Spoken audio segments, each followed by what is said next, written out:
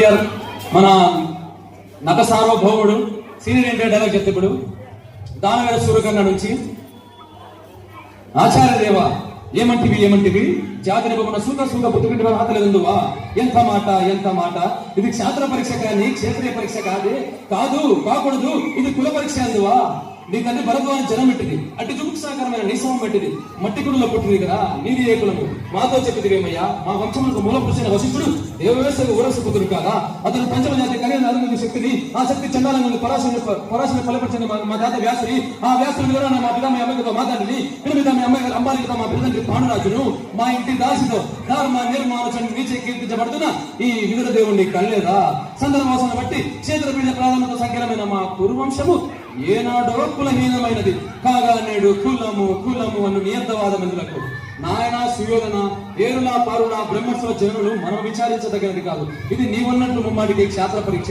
క్షేత్రమున్న వారెల్లరూ క్షత్రియులు, వారిలో రాజ్యమున్న వారే రాజులు. అట్టి రాజులు ఈ కుర్రాజ పరిషత్తులో పాల్గొనకు అర్హులు. ఓహో రాచరిక మహారథం నుంచి ఉన్నది. ఆయన మా సామ్రాజ్యంలో సస్యశామలమై సంపదగానే వెలుగుతూ అంగరాజ్యములకు ఇప్పుడే కానీ మూర్తావిత్రిగా ఉంచుతున్నాను.